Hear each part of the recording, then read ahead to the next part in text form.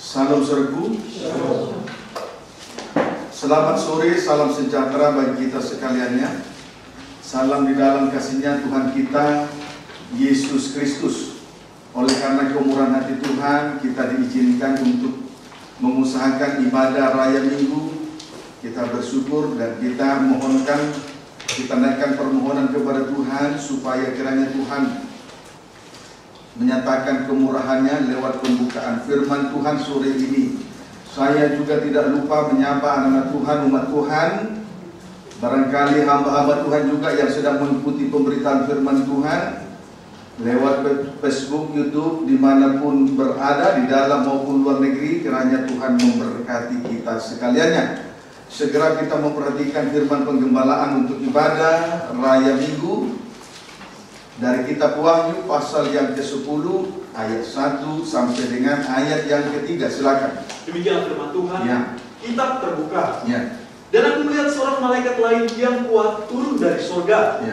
berselubungkan awan dan pelangi ada di atas kepalanya, dan mukanya sama seperti matahari, dan kakinya bagaikan tiang api.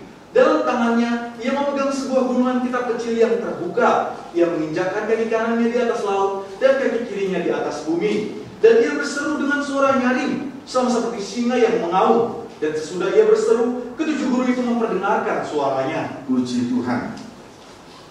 Ada 7 perkara hasil dari 7 kali percikan darah yang dialami oleh Tuhan Yesus Kristus. Ya, dari pembacaan ini kita melihat ada 7 perkara hasil dari 7 kali percikan darah yang dialami oleh Tuhan Yesus Kristus. 1. Berselubungkan awan. 2. Pelangi ada di atas kepalanya. 3. Mukanya sama seperti matahari. 4. Kakinya bagaikan tiang api. 5. Ia memegang sebuah gulungan kitab kecil yang terbuka. 6. Ia menginjakkan kaki kanannya di atas laut, kaki kirinya di atas bumi. 7. Ia berseru dengan suara nyaring, sama seperti singa yang mengaum. Puji Tuhan.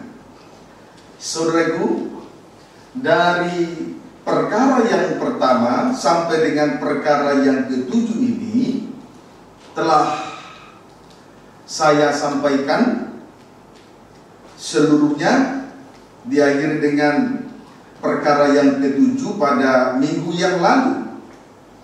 Namun dari 7 perkara ini kita masih mendapatkan sesuatu yang harus kita perhatikan di sini dengan baik. Amin, saudaraku. 7 perkara ini dibagi atas 2 bagian. 7 perkara ini dibagi atas 2 bagian. A. Perkara yang pertama sampai dengan perkara yang keempat. A. Perkara yang pertama sampai dengan perkara yang keempat adalah sesuatu yang melekat di dalam diri Tuhan Yesus Kristus. Adalah sesuatu yang melekat di dalam diri Tuhan Yesus Kristus. B. Perkara yang kelima sampai dengan perkara yang ke-7 adalah tindakan-tindakan dari Tuhan Yesus Kristus. Amin, saudaraku. Kalau dibaca dengan seksama, kalau ayat perkara pertama sampai dengan perkara yang keempat adalah sesuatu yang melekat di dalam diri Yesus Kristus. Ya, berselubungkan awan. 1, 2, pelangi ada di atas kepalanya. 3, mukanya sama seperti matahari. 4, kakinya bagaikan tiang api. B. Sedangkan perkara yang kelima sampai dengan perkara yang ke-7 adalah tindakan-tindakan dari Tuhan Yesus Kristus. Perhatikan ayat 5, perkara kelima. Ia memegang sebuah gulungan kitab kecil yang terbuka, itu tindakan. Perkara ke-6, ia menginjakkan kaki kanannya di atas laut, kaki kirinya di atas bumi, itu tindakan. Amin. Amin. Yang perkara ke-7, ia berseru dengan suara nyaring sama seperti singa yang mengaum, itu juga merupakan tindakan. Jadi perkara dibagi 2, 7 perkara dibagi 2. Perkara yang pertama sampai dengan perkara yang keempat itu adalah sesuatu yang melekat di dalam diri Tuhan Yesus Kristus. Kemudian perkara yang kelima, B, perkara kelima sampai dengan perkara ke-7 adalah tindakan-tindakan dari Tuhan Yesus Kristus. Kesimpulannya 4 perkara melekat di dalam diri Tuhan Yesus Kristus Sedangkan 3 perkara berikutnya adalah tindakan-tindakan dari Tuhan Yesus Kristus. Amin. Amin. Sekarang tentang 4 perkara melekat atau terikat di dalam diri Tuhan Yesus Kristus. Mari kita ikuti dua bagian ini. Yang terlebih dahulu tentang 4 perkara melekat atau terikat di dalam diri Tuhan Yesus Kristus. Hal ini berbicara tentang pribadi Tuhan Yesus Kristus sebagai anak domba Paskah. Ini berbicara tentang 4 perkara ini berbicara tentang pribadi Tuhan Yesus Kristus sebagai anak domba Paskah. Amin. Amin. 4 perkara yang melekat ini di dalam diri Tuhan Yesus Kristus berbicara tentang bahwa Tuhan Yesus Kristus adalah anak domba Paskah. Keluaran 12 ayat 3 dan 6. Keluaran 12 ayat 3 dan 6. Keluaran 12 ayat 3 dan 6. Baca. Demikian firman Tuhan tentang perayaan Paskah. Katakanlah kepada segenap jemaah Israel. Katakan kepada segenap jemaah Israel. Terus pada tanggal 10 tanggal 10. Terus diambillah oleh masing-masing seekor anak domba. Bukan tanggal 12 atau bukan tanggal 9, tetapi tanggal 10. Diambil masing-masing seekor anak domba. Terus menurut kaum keluarga, seekor anak domba untuk tiap-tiap rumah tangga. Ayat 6. Kamu harus mengurungnya sampai hari yang ke-14 bulan ini. Kamu harus mengurungnya sampai hari yang ke-14 bulan yang sama. Terus lalu seluruh jemaah Israel yang berkumpul harus menyembelihnya pada waktu senja. Puji Tuhan. Anak domba Paskah diambil pada tanggal 10, lalu disembelih pada tanggal 14. Anak domba Paskah diambil pada tanggal 10, lalu disembelih pada tanggal 14. Berarti anak domba tersebut dikurung selama 4 hari, lalu disembelih. Terlebih dahulu anak domba tersebut dikurung selama 4 hari, lalu selanjutnya disembelih. Puji Tuhan. Mari kita melihat perinciannya. Mari kita melihat perinciannya di dalam 2 Petrus 3 ayat 8. 2 Petrus 3 ayat yang ke-8. 2 Petrus 3 ayat yang ke-8. Baca. Demikian firman Tuhan. Akan tetapi saudara-saudaraku yang terkasih, perhatikan saudaraku yang terkasih. Terus yang satu ini tidak boleh kamu lupakan, yaitu bahwa di hadapan Tuhan, 1 hari sama seperti 1000 tahun, dan 1000 tahun sama seperti 1 hari. Di hadapan Tuhan 1 hari sama dengan 1000 tahun. Sebaliknya 1000 tahun sama dengan 1 hari. Hal yang satu ini tidak boleh dilupakan. Amin, saudaraku. Di hadapan Tuhan 1 hari sama dengan 1000 tahun. Sebaliknya 1000 tahun sama dengan 1 hari. Berarti Yesus dikurung oleh Allah selama 4 hari sama dengan 4000 tahun. Berarti ketika Yesus dikurung oleh Allah selama 4 hari sama dengan 4000 tahun. Dengan perincian 4 hari kali 1000 sama dengan 4000 tahun. Terhitung dari kejatuhan Adam sampai dengan Yesus disalibkan.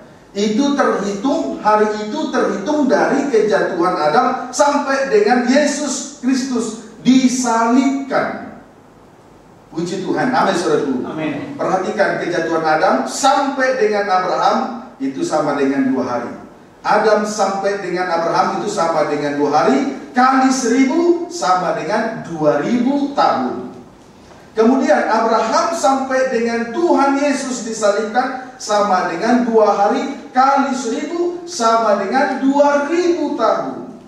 Total keseluruhannya dari Adam sampai Yesus disalibkan adalah 4000 tahun. Itulah perincian tentang diambil tanggal 10 lalu disembelih pada tanggal 14. Berarti ada lama anak domba itu dikurung selama 4 hari. Puji Tuhan. Amin, saudaraku. Dikurung selama 4 hari.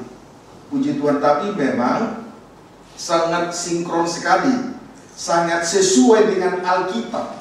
Ayat ini Alkitabiah sekali. Setelah saya selidiki tadi Kejadian pasal 1, Kejadian pasal 2, dan Kejadian pasal 3 sangat sinkron sekali. Puji Tuhan. Jadi yang satu ini tidak boleh dilupakan. 1 hari di hadapan Tuhan sama dengan 1000 tahun. Sebaliknya 1000 tahun sama dengan 1 hari di hadapan Tuhan. 1 Petrus 1 ayat 20.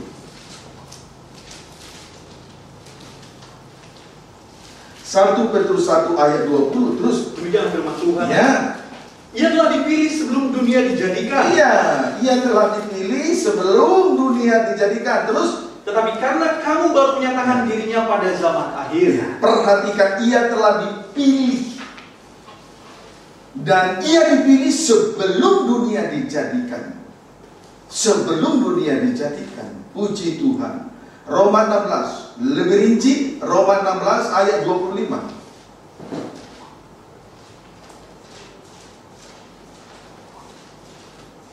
Roma 16 ayat 25, baca. Demikian firman Tuhan. Ya. Segala kemuliaan bagi Allah. Ya, terus bagi Dia yang berkuasa menguatkan kamu. Ya. Menurut Injil yang kumasyurkan. Ya. Dan pemberitaan tentang Yesus Kristus. Pemberitaan tentang Yesus Kristus sesuai dengan pernyataan rahasia. Sesuai dengan pernyataan rahasia yang didiamkan berabad-abad lamanya. Iya.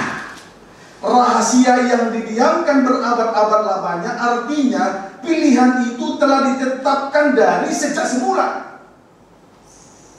Amin, saudaraku. Amin. Pilihan itu telah ditetapkan. Jadi rahasia yang didiamkan berabad-abad lamanya artinya pilihan itu telah ditetapkan dari sejak semula. Ayat 26, Yesus. Tetapi yang sekarang telah dinyatakan dan yang menurut perintah Allah yang abadi. Dinyatakan dan menurut perintah Allah yang abadi terus telah diberitakan oleh kitab-kitab para nabi kepada segala bangsa untuk membimbing mereka kepada ketaatan. Tetapi yang sekarang telah dinyatakan kemudian diberitakan oleh kitab para nabi kepada segala bangsa. Sekarang rahasia yang bersembunyi dari abad ke abad itu telah diberitakan oleh kitab para nabi. Kitab para nabi kepada segala bangsa. Puji Tuhan. Amin, saudaraku. Amin. Sebelum Yesus menampilkan sebelum Yesus disalibkan, saudaraku, kitab para nabi sudah memberitakan tentang peristiwa bahwa suatu kali nanti Yesus akan menggenapkan hukum Taurat di atas kayu salib. Kiranya dapat dipahami. Jadi sangat sinkron sekali bahwa betul-betul ia telah dipilih dari sejak semula.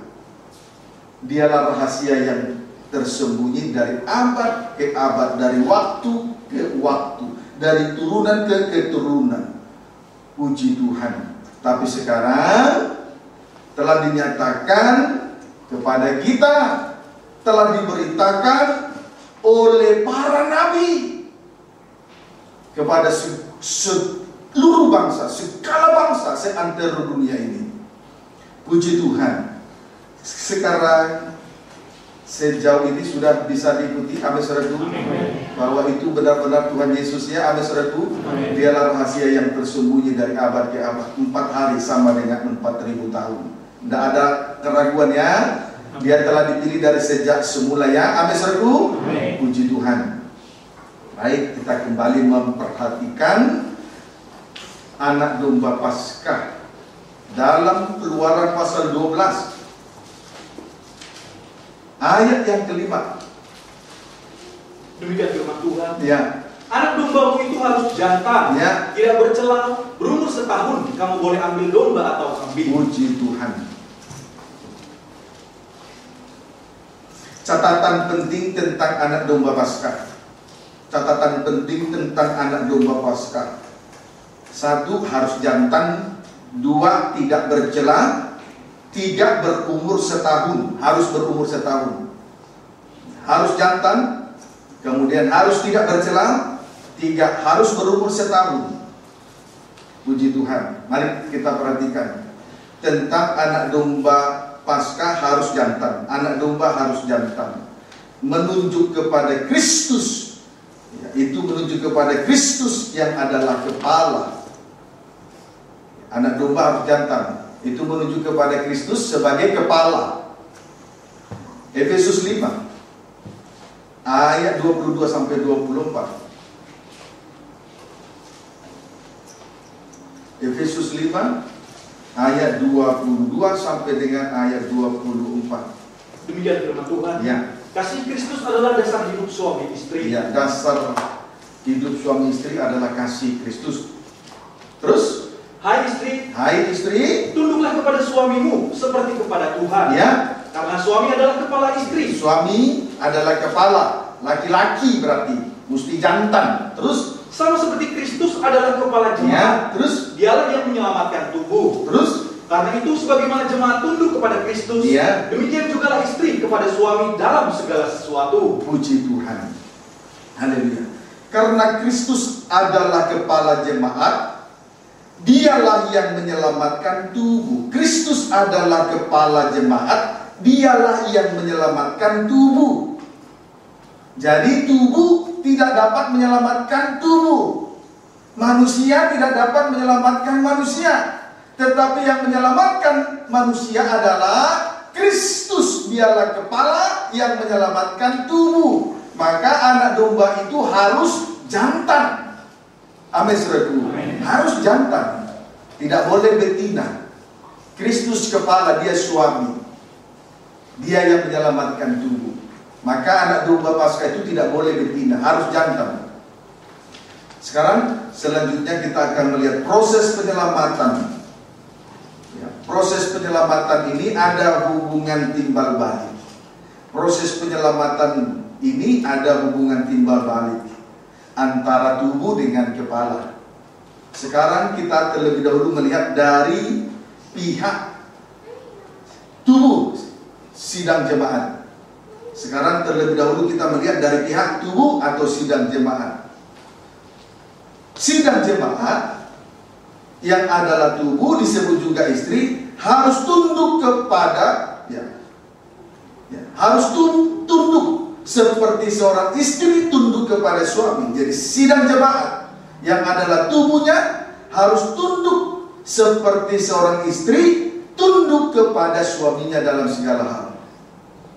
Jadi dari pihak tubuh, dari pihak sidang jemaat harus tunduk kepada Kristus sebagai kepala.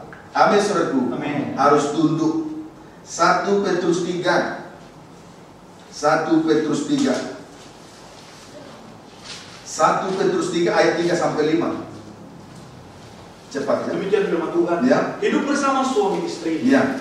Perhiasanmu janganlah secara lahiriah. Perhiasanmu janganlah secara lahiriah saja. Jangan sibuk memperhatikan perhiasan secara lahiriah. Terus, yaitu dengan mengepang-epang rambut, Ya. memakai perhiasan emas, Ya. atau dengan mengenakan pakaian yang indah-indah. marilah kita sibuk berikutnya. Ayo Pak. Tetapi perhiasanmu ialah Ya. manusia batiniah, Manusia batiniah, manusia dalam. Terus, yang tersembunyi dengan perhiasan yang tidak binasa, Ya. yang berasal dari roh yang lemah lembut dan tentram, roh lemah lembut, roh tentram. Terus, yang sangat berharga di mata Allah. itu berharga roh itu. Ayat 5. Sebab demikianlah caranya perempuan-perempuan kudus dahulu berdandang, Ya. yaitu perempuan-perempuan yang menaruh pengharapannya kepada Allah. Menaruh pengharapannya kepada Allah.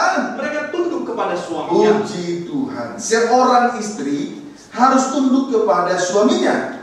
Sebab itu merupakan perhiasan rohani, yaitu perhiasan manusia batiniah.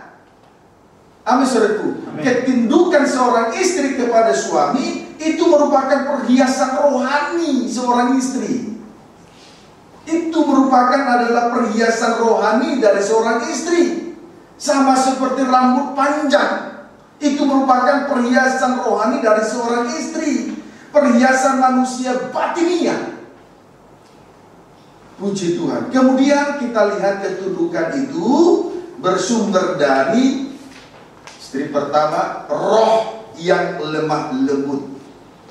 Jadi sumber dari ketundukan itu berasal dari istri pertama, roh yang lemah lembut. Seorang perempuan tidak boleh kasar dan keras.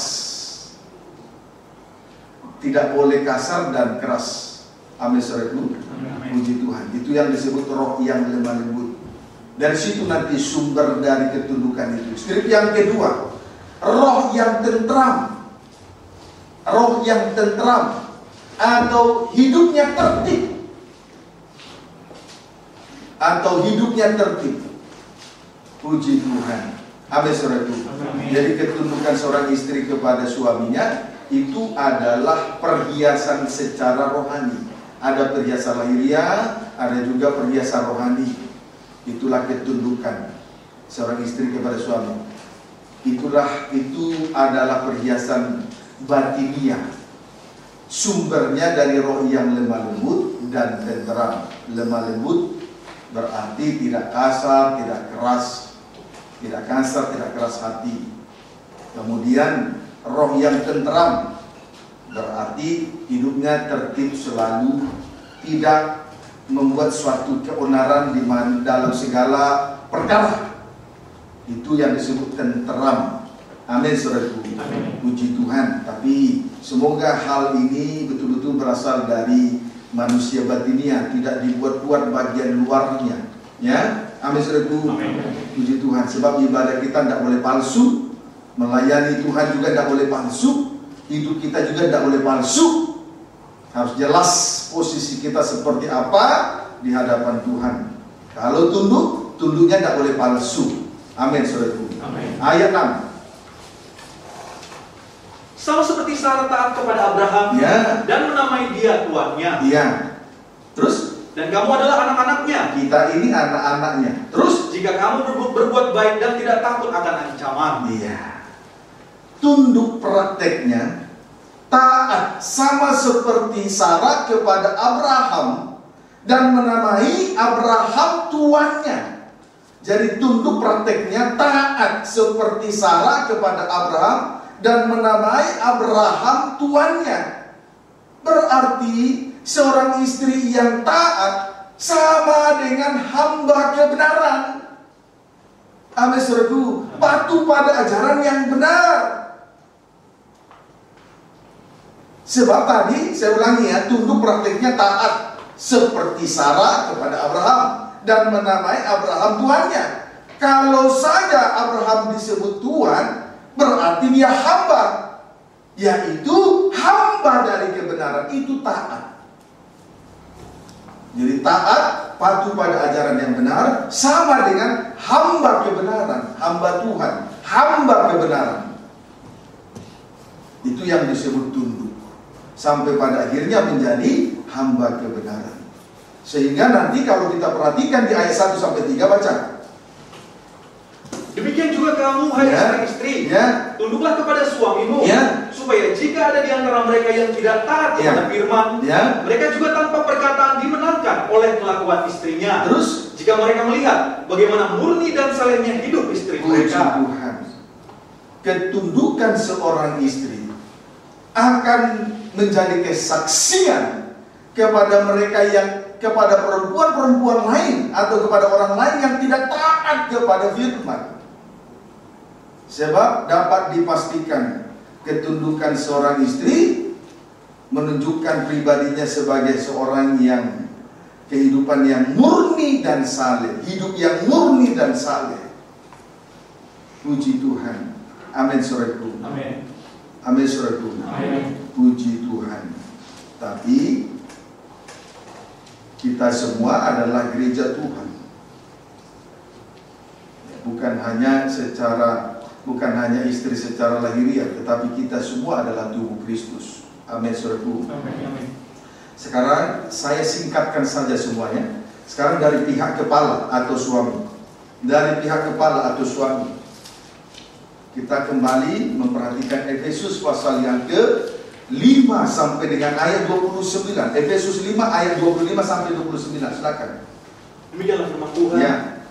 Hai suami, kasihilah istrimu. Nah, mengasihi istri. Terus, sebagaimana Kristus telah mengasihi jemaat dan telah menyerahkan dirinya baginya. Menyerahkan dirinya baginya, bagi jemaat. Terus, untuk menguduskannya, sesudah ia menyucikannya dengan memandikannya dengan air dan firman. Terus, supaya dengan demikian ia menempatkan jemaat di hadapan dirinya dengan cemerlang, tanpa cacat atau kerut atau yang serupa itu, tetapi supaya jemaat kudus dan tidak bercela. Terus, demikian juga suami harus mengasihi istrinya sama seperti tubuhnya sendiri.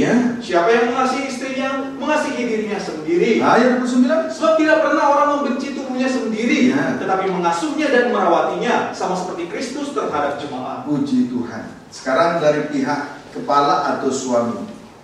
Kristus sebagai kepala atau suami mengasihi sidang jemaat sebagai istri atau tubuhnya. Suami, Kristus sebagai kepala, sebagai suami mengasihi sidang jemaat sebagai tubuhnya, sebagai istrinya, dengan dua tanda. Mengasihi, kasih Kristus kepada sidang jemaat dengan ditandai dengan dua tanda. Ia telah menyerahkan dirinya atau mengorbankan dirinya bagi sidang jemaat. Menyerahkan dirinya atau mengorbankan dirinya bagi sidang jemaat. Puji Tuhan. Mengorbankan dirinya bagi sidang jemaat. Itu tanda yang pertama, ya. Amin. Kita kaitkan dalam pola tabernakel.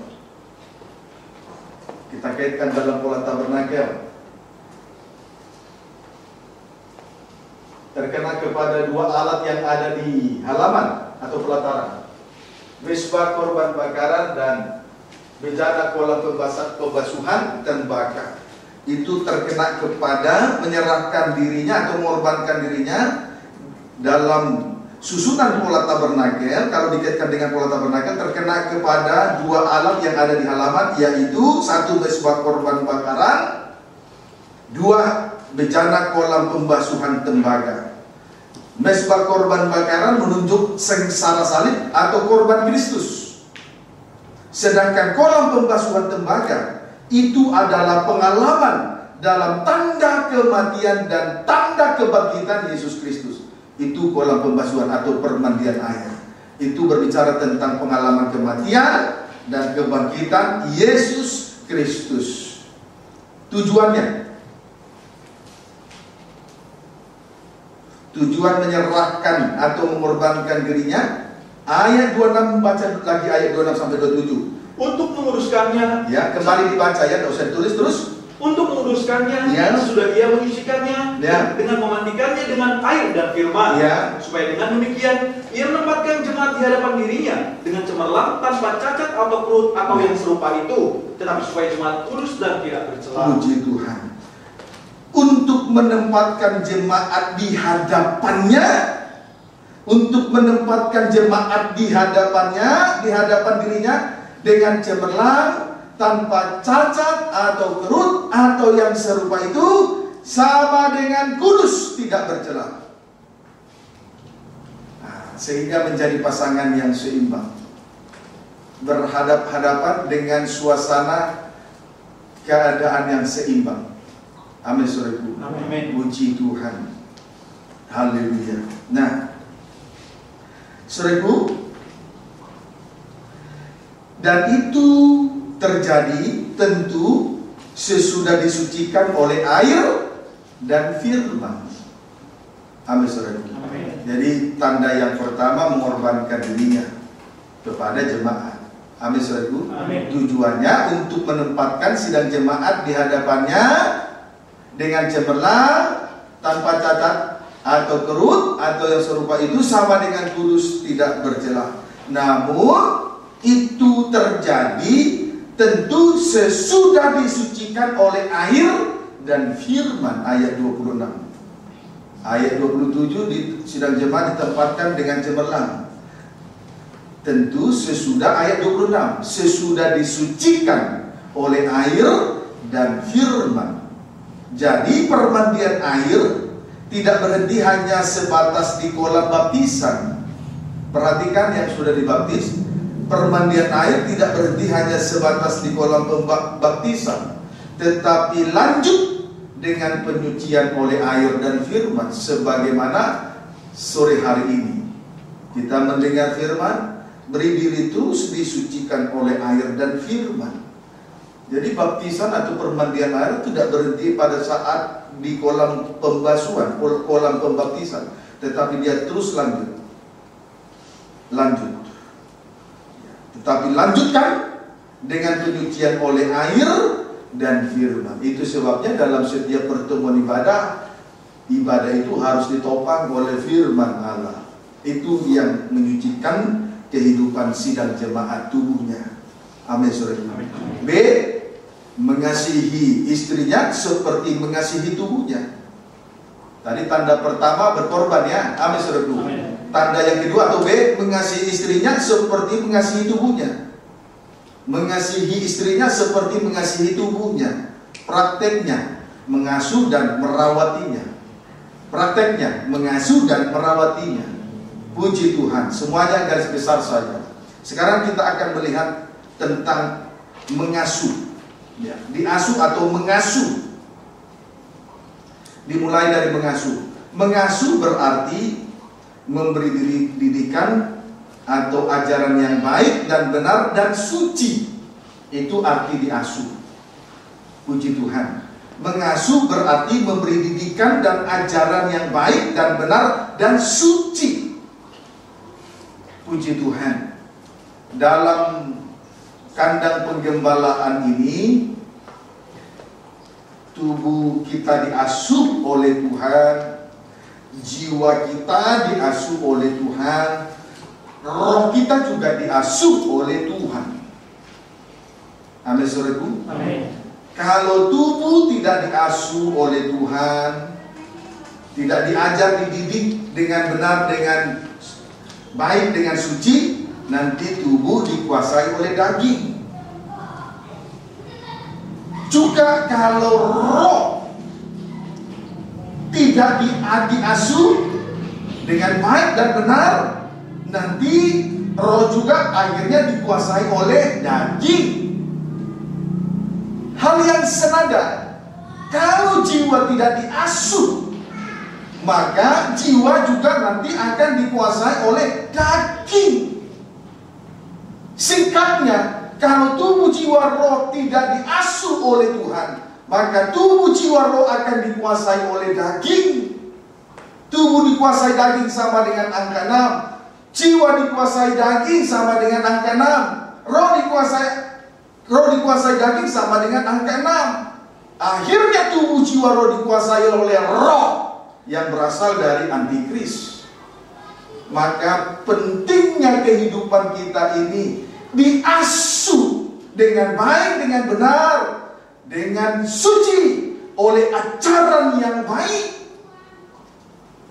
Amin saudaraku. Puji Tuhan. Kiranya dapat dipahami dengan baik. Haleluya. Nah, sekarang kita akan melihat ajaran itu. Ibrani pasal 12 ayat 5 sampai 7.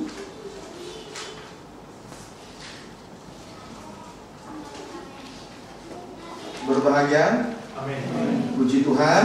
Haleluya. Haleluya. Tentu berbahagialah. Ibrani pasal 12 ayat 5 sampai ayat 7. Demikian firman Tuhan. Ya. Dan sudah lupakah kamu akan nasihat yang berbicara kepada kamu seperti kepada anak-anak? Ya. Terus, Hai anakku, janganlah anggap enteng didikan Tuhan. Jangan anggap enteng didikan Tuhan. Dan janganlah putus asa apabila engkau diperingatkannya. Iya. Terus, Karena Tuhan menghajar orang yang dikasihinya. Iya. Dan Dia menyesah orang yang diakuinya sebagai anak. Tuhan menghajar, yang disebut didikan, orang yang dikasihinya saja. Kemudian ia menyesal orang yang diakuinya sebagai anak saja. Terus, jika kamu harus menanggung ganjaran, kalau memang harus menanggung ganjaran, Allah memperlakukan kamu seperti anak. iya. Di manakah terdapat anak yang tidak dihajar oleh ayahnya? Puji Tuhan. Saudaraku, di sini ada himbauan. Hai anakku, jangan anggap enteng didikan Tuhan, serta jangan putus asa apabila kita diperingatkannya. Amin saudaraku. Amin. Jangan anggap enteng terhadap didikan Tuhan. Itulah didikan yang datang dari salib. Kemudian juga jangan putus asa.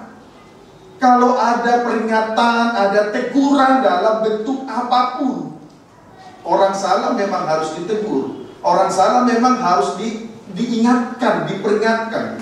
Tidak ada orang yang salah tidak diingatkan. Tidak ada orang yang salah tidak ditegur. Kalau teguran itu, kalau seseorang mengabaikan didikan dan teguran dari gembala sidang, hamba Tuhan yang sudah menerima jabatan gembala, maka nanti ada teguran yang datang langsung dari Tuhan. Tiba-tiba jatuh, tiba-tiba ada celaka, tiba-tiba ada sesuatu yang tidak diinginkan. Tapi itu harus terjadi, sebab itu merupakan ajaran didikan.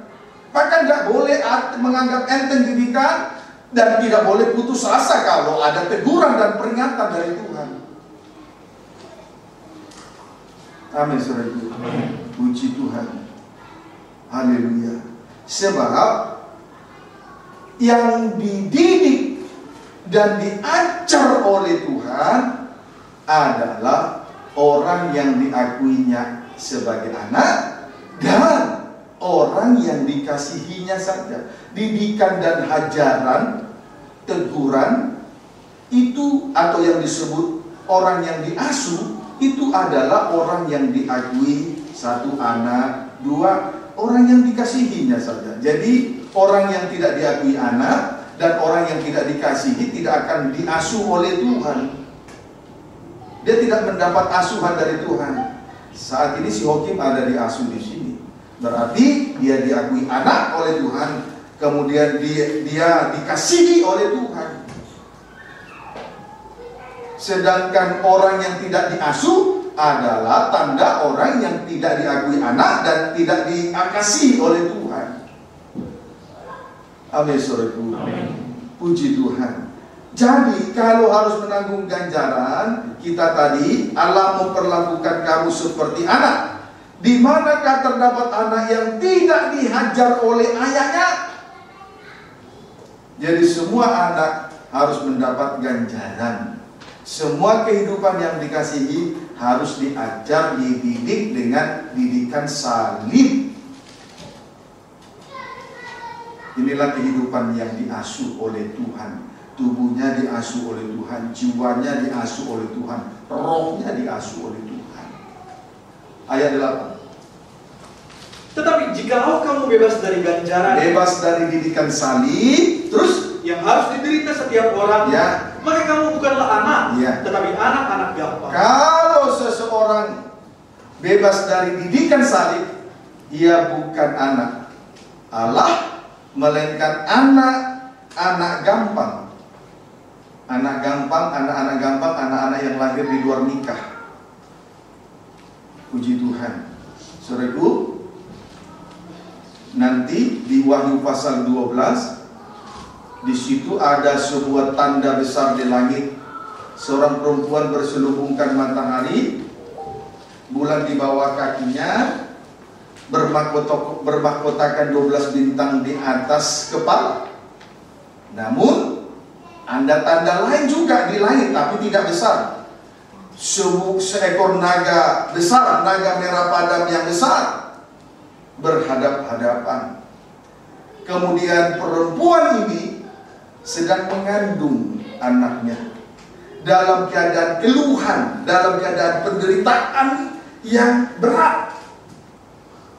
Kemudian pada saat dia melahirkan anak yang dikandungnya itu, maka naga itu memburu anak yang dilahirkan perempuan ini.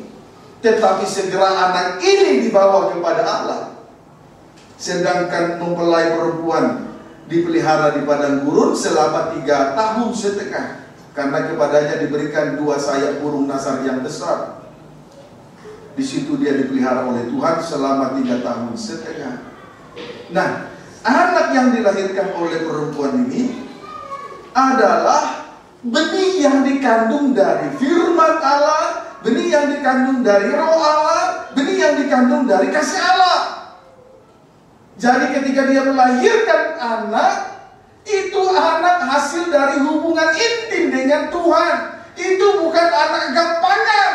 Lalu pada akhirnya anak ini akan menggembalakan sidang jemaat dengan gagah besi. Itu yang memelihara kehidupan kita. Didikan ini yang memelihara kehidupan kita. Maka terlalu bodoh sekali kalau seseorang menganggap enteng didikan, lalu putus asa ketika ditegur, diperingatkan dalam kesalahannya. Terlalu bodoh. Dapat dipahami saudaraku. Ya, puji Tuhan. Kiranya dapat dipahami dengan anak yang dilahirkan ini akan menggembalakan sidang jemaat dengan kata bersih. Kita bersyukur sampai sejauh ini kita dididik, digembalakan, diajar, ditegur. Saya itu tidak boleh anggap enteng terhadap didikan Tuhan, tidak boleh putus asa. Kalau ada teguran, jangan bersungut-sungut, jangan jengkel lagi ya. Puji Tuhan, kiranya dapat dipahami dengan baik. Haleluya. Puji Tuhan. Ya. Kita diasuh. Haleluya. Ayub 5 ayat 17.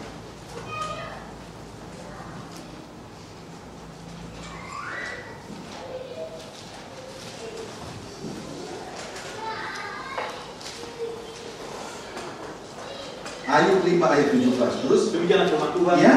Sesungguhnya Ya. berbahagialah manusia yang ditegur Allah. Iya, diasuh oleh Tuhan, bahagia. Amin. Amin. Terus, Sebab itu janganlah engkau menolak didikan yang maha kuasa. iya. Puji Tuhan. Berbahagialah manusia yang ditegur Allah. Oleh sebab itu jangan kita menolak didikan Allah yang maha kuasa. Jangan kita menolak didikan Allah yang maha kuasa, supaya kita boleh mengalami kebahagiaan yang luar biasa. Puji Tuhan. Orang yang tidak diasuh oleh Tuhan seringkali menganggap enteng didikan. Kemudian putus asa saat dia menghadapi banyak ujian, cobaan. Ujian kan banyak sekali jenisnya. Ada dari mungkin diizinkan tidak punya uang, diizinkan dulu tidak bekerja, diizinkan dulu sakit. Tujuan dan maksud Tuhan di situ adalah baik, supaya kehidupan kita semakin hari semakin terdidik. Tubuh jiwa roh kita diasuh. Dari situ sumber kebahagiaan itu. Amin, saudaraku. Puji Tuhan. Haleluya. Nah, sekarang tentang merawati. Tadi kita sudah memperhatikan tentang diasuh. Sekarang tentang merawati berarti mengobati. Di tengah-tengah kita ada seorang suster. Merawati berarti mengobati ya, Ibu suster. Amin ya, betul ya? Betul? Ya. Betul, puji Tuhan. Merawati berarti mengobati. Puji Tuhan. Memperhatikan luka-luka atau ya sakit yang dialami, itu merawati, berarti mengobati yang sakit. Ayub 5 ayat 18. Karena dia yang melukai, Ya. tetapi juga yang membebat. Ya. Dia yang memukuli, tetapi yang tangannya menyembuhkan pula. Puji Tuhan. Saudaraku, dialah yang melukai, tetapi juga yang membebat.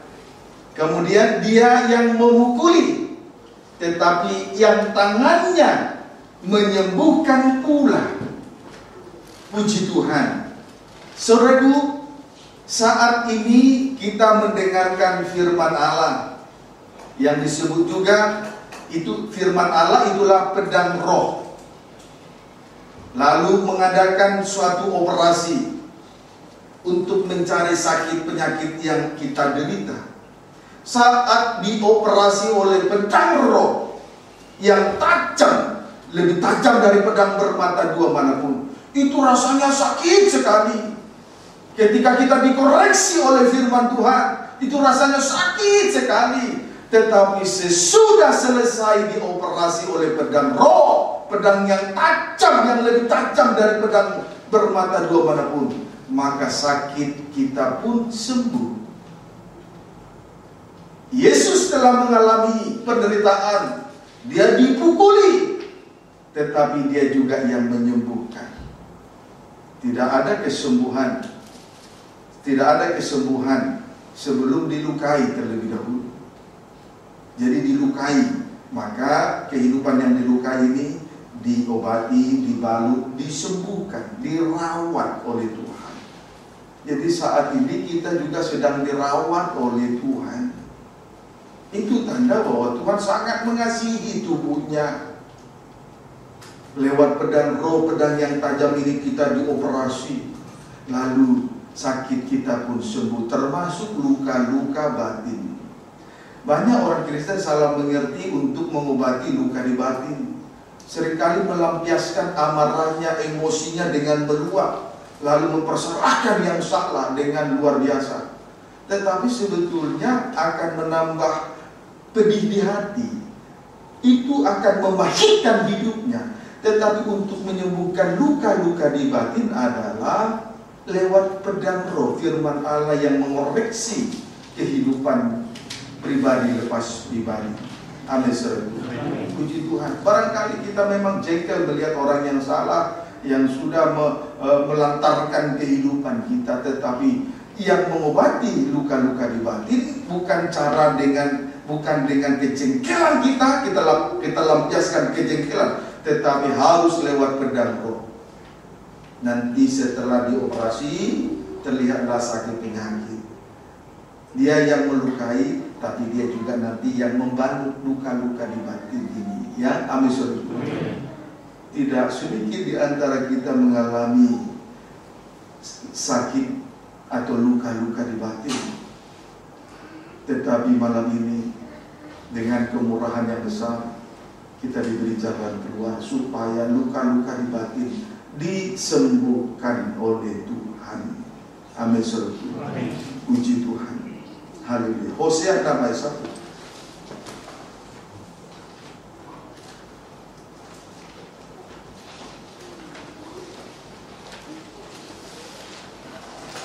Hosea 6 ayat 1. Baca. Demikian firman Tuhan.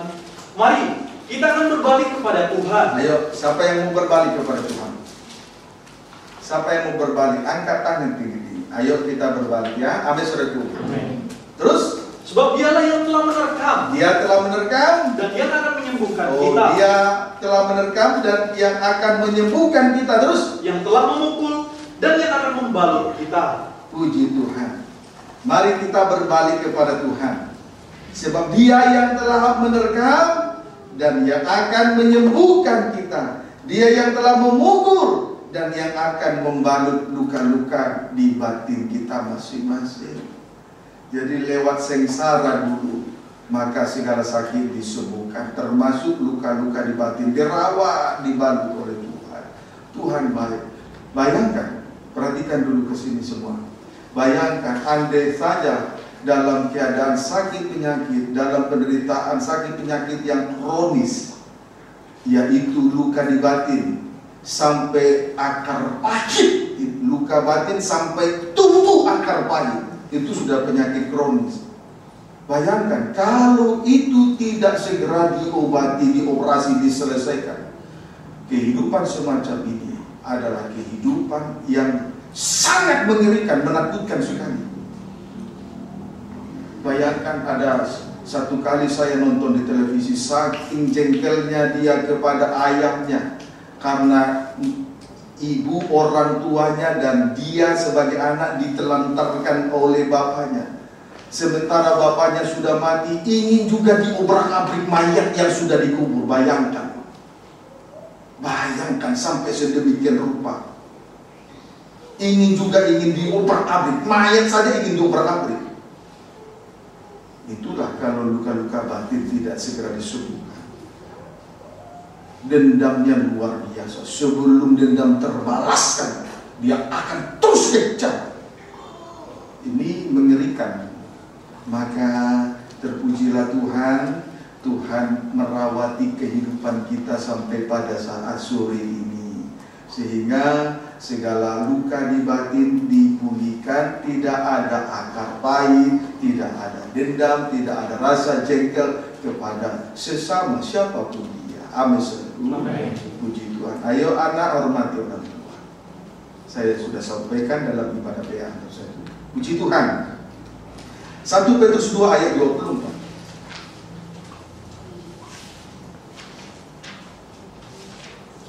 1 Petrus 4 ayat 1 Petrus 2 maksud saya ayat 24. Baca. Demikian firman Tuhan. Ya. Ia sendiri telah memikul dosa kita di dalam tubuhnya. Boleh baca dulu ayat 23. Ayat 24 tulisan. Baca. Ketika ia maki.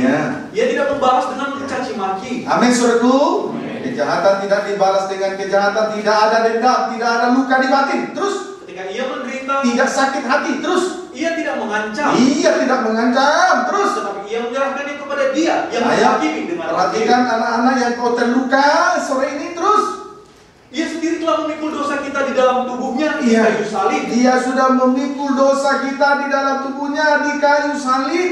Terus Supaya kita yang telah mati terhadap dosa, mati terhadap dosa, hidup untuk kebenaran. hidup untuk kebenaran. Oleh bilur-bilurnya kamu telah Iya, sembuh. puji Tuhan. Perhatikan, oleh bilur-bilurnya kita telah mengalami kesembuhan.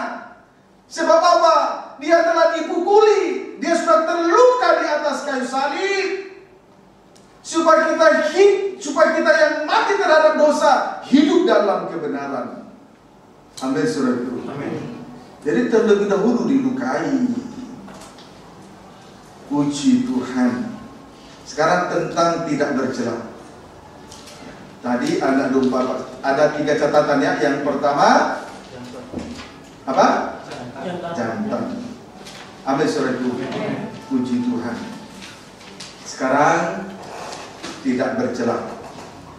Ibrani 4 ayat 15. Ibrani 4 ayat 15. Baca. Demikian firman Tuhan. Ya, Yesus sebagai imam besar. boleh 14. Karena kita sekarang mempunyai imam besar agung Ya, terus yang telah melintasi semua langit, semua langit, terus yaitu Yesus anak Allah. ya, Baiklah kita teguh berpegang pada pengakuan iman kita. terus Sebab imam besar yang kita punya imam besar yang kita punya, terus bukanlah imam besar yang tidak dapat turut merasakan kelemahan-kelemahan kita. ya, Sebaliknya, sama dengan kita, ia telah dicobai, hanya tidak berbuat dosa. puji Tuhan. Yesus Kristus dia sebagai imam besar, berarti menjadi pengantara antara Allah dan manusia. Dan sebagai manusia, ia telah dicobai hanya tidak berbuat dosa. Puji Tuhan. Sebagai manusia, ia telah dicobai hanya tidak berbuat dosa, tidak bercela. Amin, saudaraku. Tidak bercela. 1 Petrus 1 ayat 19. Banyak ayat yang referensi, tetapi saya ambil ringkasannya saja supaya kita mempersingkat waktu. 1 Petrus 1 ayat 19. Ayat 18 pembacaan mulai. Demikian firman Tuhan. Ya. Sebab kamu tahu Ya. bahwa kamu telah ditebus dari cara hidupmu yang sia-sia, Cara hidupmu yang sia-sia, terus terus kamu warisi dari nenek moyangmu itu. yang diwarisi dari nenek moyang. Jadi perbuatan sia-sia yang kita lakukan sampai hari ini itu perbuatan dosa turunan itu. Dosa turunan. Jadi kalau ada dosa sekarang itu dosa nenek moyang turun sampai sekarang, itu harus diperhatikan ya. Ambil saudaraku, kalau ada dosa di atas seperti itu, patahkan, pikulah salib di tengah ibadah ini. Maka tidak sedikit anak-anak sekarang ini banyak berbuat yang tidak baik, itu tidak terlepas dari atas. Puji Tuhan. Termasuk anak saya juga ya tidak terlepas dari saya. Kalau ada kesalahan anaknya ya saya lah itu. Sebelum dosa itu dipatahkan di atas kayu salib. Terus Bukan dengan barang yang fana. bukan dengan dosa itu kita disucikan dari dosa nenek moyang, bukan dengan barang yang fana. Terus Bukan pula dengan perak atau bukan emas, perak, bukan emas, bukan dengan uang. Terus melainkan dengan darah yang mahal, perhatikan darah mahal ini, terus yaitu darah Kristus, Ya. yang sama seperti darah anak domba yang sama seperti darah anak domba yang tak bernoda. dan tak bercacat. Puji Tuhan. Haleluya. Saudaraku, kita disucikan dengan darah yang mahal, yaitu darah Kristus, yang sama seperti darah anak domba yang tak bernoda dan tak bercacat. Yang sama seperti darah anak domba, darah anak domba yang tak bernoda dan tak bercacat. Puji Tuhan, darah anak domba yang tak bernoda dan tak bercacat. Itu gambarannya, itu dilukiskan di dalam Yesaya pasal 53 ayat 7. Dia dianiaya, tetapi dia tidak membuka diri. Dia tidak membuka mulut. Ketika dia tertindas, dia tidak membuka mulut. Seperti anak domba yang dibawa kepada pembantaian. Seperti induk domba yang mulutnya keluh di hadapan orang-orang yang menggunting bulunya. Ia tidak membuka mulutnya. Ia tidak membuka mulutnya. Puji Tuhan, tidak mempersalahkan yang salah. Itu sebabnya di sini dikatakan darah Kristus yang sama seperti darah anak domba yang tak bernoda dan tak bercacat. Puji Tuhan, Yesus disalibkan, darahnya tercurah atas kita. Dia disalibkan bukan karena dia berbuat dosa. Dia disalibkan bukan karena ada kejahatan. Jadi darah anak domba yang tak bernoda dan tak bercacat. Amin, saudara. Amin. Puji Tuhan. Darah itulah yang menyucikan kehidupan kita. Jadi layak untuk menjadi anak domba Paskah untuk menebus dosa bangsa Israel, untuk membebaskan Israel dari Mesir nantinya. Puji Tuhan. Amin, saudara. Haleluya. Biarlah dalam setiap tarikan nafas hidup ini ada Tuhan. Dalam denyut jantung ini, dalam setiap denyut jantung ini ada Tuhan Yesus Kristus. Dan di darah yang mengalir lewat urat-urat nadi, mengalir dalam tubuh, biarlah tidak tercemari dengan dosa kejahatan, dosa kenajisan, dan dosa apa saja. Amin, saudara. Maka kehidupan yang seperti ini tidak hidup di dalam hawa nafsu dan keinginan daging. Mulut tidak terbuka. Puji Tuhan, kehidupan yang tidak bercela. Amin. Amin. Puji Tuhan. Amin. Kemudian tentang berumur setahun. Berumur setahun itu berbicara tentang kedewasaan rohani. Berbicara tentang ukuran ya. Berumur setahun itu berbicara tentang kedewasaan rohani ya. Amin, saudaraku. Itu berbicara tentang kedewasaan rohani. Kidung Agung 8.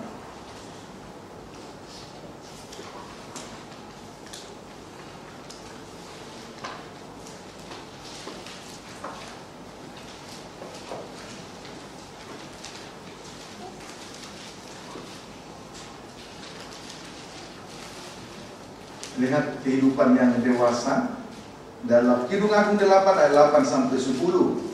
Judulnya baca. Demikian firman Tuhan, ya. Mempelai perempuan dan adiknya. Ya. Di sini ada mempelai perempuan dikisahkan dan juga adiknya dikisahkan. Tapi yang harus yang menjadi sorotan kita adalah mempelai perempuan. Terus kami mempunyai seorang adik perempuan. Ya, adik perempuan dari mempelai perempuan. Terus yang belum mempunyai buah dada. Anak-anak belum mempunyai buah dada. Itu anak-anak. Terus apa yang akan kami perbuat dengan adik perempuan kami ya, pada hari ia dipinang? Pada hari ia dipinang, pada hari pesta nikah domba. Terus bila ia tembok, akan kami dirikan atap perak di atasnya. Ya, ada ketebusan. Terus bila ia pintu, ya, akan kami palangi dia dengan palang kayu aras. Ya, itulah salib. Terus aku adalah suatu tembok. Aku adalah suatu tembok iman teguh. Terus dan buah dadaku bagaikan menara. Buah dada besar. Terus dalam matanya ketika itu, ya, aku bagaikan orang yang telah mendapat kebahagiaan. Puji Tuhan. Saudaraku, tanda kedewasaan rohani sama seperti mempelai perempuan, memiliki buah dada yang besar. Jangan konotasi negatif ya. Amin, saudaraku. Mempunyai buah dada yang besar. Itu berbicara tentang kedewasaan rohani. Dalam susunan pola tabernakel, buah dada besar itu terkena kepada dua loh batu. Terkena kepada dua loh batu yang berisikan 10 hukum. Inti dari 10 hukum hanya satu, yaitu kasih. Antara lain kasih kepada Tuhan mewakili loh batu pertama, kemudian kasih kepada sesama itu mewakili loh batu yang kedua. Kalau dewasa secara rohani, dia sanggup mengasihi Tuhan Yesus Kristus mempelai laki-laki surga dalam susah maupun senang. Beda dengan anak-anak. Anak-anak tidak cukup umur, tidak layak masuk pada hari dipinang, tidak layak masuk dalam pesta nikah anak domba, karena dia belum sanggup mengasihi Tuhan Yesus Kristus sebagai mempelai laki-laki surga dalam susah maupun senang. Ada kalanya banyak orang Kristen saat senang, saat banyak uang, saat mengalami suatu suasana happy, mungkin karena ada tunjangan-tunjangan yang lain, ya antara lain kedudukan jabatan yang karirnya semakin naik. Saat suasana happy seperti itu, dia mampu melayani Tuhan, dia mampu memberi yang terbaik. Tetapi dalam suasana susah, belum tentu bisa. Kalau kanak-kanak tidak bisa, tidak mengerti soal mengasihi dengan baik, dengan benar. Dapat dipahami saudaraku? Puji Tuhan. Tetapi anak domba Paskah itu harus berumur setahun. Seperti apapun keadaan manusia, Tuhan tetap menerima kekurangan kita. Begitu banyak kejahatan, begitu banyak perbuatan kenajisan, banyak kefasikan di sana sini, tapi Tuhan mampu menerima kekurangan kita. Kalau kita tidak setia, Dia setia kepada kita. Amin, saudaraku. Kita ini kehidupan yang kurang setia, tapi Dia setia kepada kita. Tuhan Yesus baik. Amin, saudaraku. Tuhan Yesus baik. Luar biasa panjang sabarnya kepada kita, tidak terukur. Perhatiannya luar biasa. Kita boleh merasakan kasih sayang, kasih setianya. Kita diasuh, dirawat dengan kasih sayang dan kasih setianya. Dan kehidupan kita juga didewasakan oleh Tuhan. Amin, saudaraku. Supaya sama seperti Dia mampu mengasihi Tuhan dalam segala perkara, susah maupun senang. Puji Tuhan. Kesimpulannya Roma 16. Kesimpulan dari apa yang saya sudah sampaikan tentang anak domba Paskah, rahasia yang tersembunyi dari abad ke abad, dari turunan ke keturunan. Roma 16 ayat 25 sampai 6 baca. Demikianlah firman Tuhan. Ya. Bagi Dia yang berkuasa menguatkan kamu. Ya. Amin, saudaraku. Amin. Dikuatkan? Amin. Dikuatkan? Amin. Tuhan. Saat ini kita dikuatkan oleh Tuhan. Yang lemah dikuatkan, yang susah dihibur, yang sakit disembuhkan, dirawat, diasuh. Terus menurut Injil yang kumasyurkan, ya, dan pemberitaan tentang Yesus Kristus, ya, sesuai dengan pernyataan rahasia yang didiamkan berabad-abad lamanya. Rahasia yang didiamkan berabad-abad lamanya, terus. Tetapi yang sekarang telah dinyatakan, ya, sekarang telah dinyatakan, terus. Dan yang menurut perintah Allah yang abadi, ya, telah diberitakan oleh kitab-kitab para nabi kepada segala bangsa, ya, untuk membimbing mereka kepada ketaatan iman. Puji Tuhan. Tetapi yang sekarang, rahasia yang didiamkan berabad-abad telah dinyatakan menurut perintah Allah yang abadi. Tujuannya untuk membimbing kehidupan manusia, Israel dan kafir, kepada ketaatan iman, untuk membimbing sidang jemaat umat Tuhan kepada ketaatan iman. Terus Kolose 1 ayat 26 sampai 27, sampai sempurna. Setelah iman, berhenti sampai di situ belum? Kolose 1 ayat 26 sampai 27. Demikian firman Tuhan. Ya. Yaitu rahasia yang tersembunyi dari abad ke abad, ya, dan dari turunan ke turunan, ya, tetapi yang sekarang dinyatakan, ya, kepada orang-orang kudusnya. Sudah dinyatakan kepada orang-orang kudus. Amin, saudaraku. Amin. Hai orang kudus, sudah dinyatakan rahasia yang tersembunyi. Amin. Amin. Puji Tuhan. Terus kepada mereka Allah mau memberitahukan betapa kaya dan mulianya rahasia itu di antara bangsa-bangsa lain. Hai bangsa kafir yang telah dikuduskan, terus yaitu Kristus ada di tengah-tengah kita. Ada di antara kita.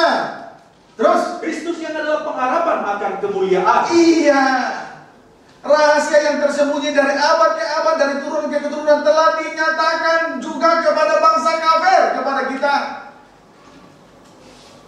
Dia ada di tengah-tengah kita, dia ada di antara kita.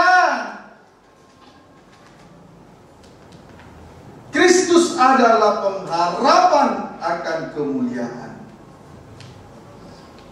Setelah memimpin kita kepada ketaatan iman, selanjutnya dia adalah pengharapan sampai menuju kepada kemuliaan. Kita bersyukur ya, amin saudaraku. Itulah rahasia yang tersembunyi dari abad ke abad, dari turunan kepada keturunan, memimpin kita kepada ketaatan iman, sekaligus dia adalah pengharapan yang memimpin juga kita sampai kepada kemuliaan, kesempurnaan, hidup kekal di dalam kerajaan yang kekal. Puji Tuhan, bahagia bersama-sama dengan Dia. Haleluya. Itulah perkara pertama sampai dengan perkara yang keempat. Amin saudaraku. Dialah rahasia yang tersembunyi dari abad ke abad, tapi sekarang telah dinyatakan kepada orang-orang kudusnya, bangsa kafir dan Israel, yang akan memimpin kita kepada ketaatan iman. Lanjut, dia juga adalah pengharapan untuk menuju kepada kemuliaan, kesempurnaan. Tuhan Yesus baik kepada kita semua. Amin saudaraku. Kita patut bersyukur oleh karena rahmat-Nya dan kemurahan-Nya limpah atas kita semua. Tuhan Yesus memberkati kita semua. Boleh baca dulu lagi 2 Petrus 3 ayat 9. Ayat terakhir 2 Petrus 3 ayat 9.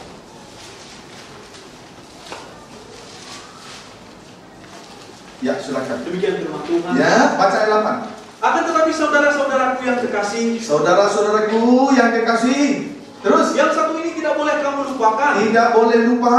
Terus yaitu bahwa di hadapan Tuhan satu hari sama seperti 1000 tahun, dan 1000 tahun sama seperti 1 hari. 4 hari dikurung berarti sama dengan 4000 tahun. Amin saudaraku. Sama dengan 4000 tahun. Haleluya. Saya lihat dulu 4000 tahun itu dimulai dari kejatuhan Adam sampai Yesus disalibkan.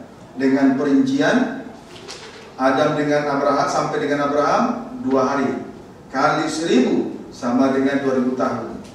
Abraham sampai Yesus disalibkan sama dengan 2 hari. Kali 1000 sama dengan 2000 tahun. Totalnya 4000 tahun. Itulah tadi anak domba Paskah. Terlebih dahulu diambil pada tanggal 10 tadi, anak domba Paskah diambil tanggal 10, dikurung sampai tanggal 14. Puji Tuhan. Kenapa tanggal 10? Perhatikan, ini yang saya selidiki tadi. Lihat Kejadian pasal 1, saudara tulis saja. Kejadian pasal 1 ayat 1 sampai dengan pasal 2 ayat yang ke-7, itu 7 hari Allah menciptakan langit dan bumi. 6 hari Allah menciptakan langit dan bumi. Hari ke-7 Allah berhenti dari semua pekerjaannya. Amin saudaraku. Amin. Kemudian Kejadian pasal 2 ayat 8 sampai dengan ayat 25, Tuhan Allah menempatkan Adam dan Hawa di Taman Eden. Saya anggap pasal 2 ini hari ke-8.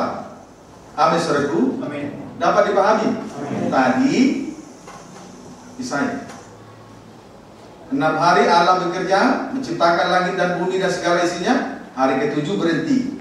Dapat dipahami? Amin. Lalu di pas itu Kejadian 1 ayat 1 sampai dengan Kejadian pasal 2 ayat 1 sampai ayat 7.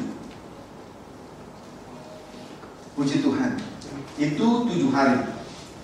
Sesudah 7 hari, Kejadian pasal 2 ayat 8 sampai dengan ayat 25. Manusia dan Taman Eden.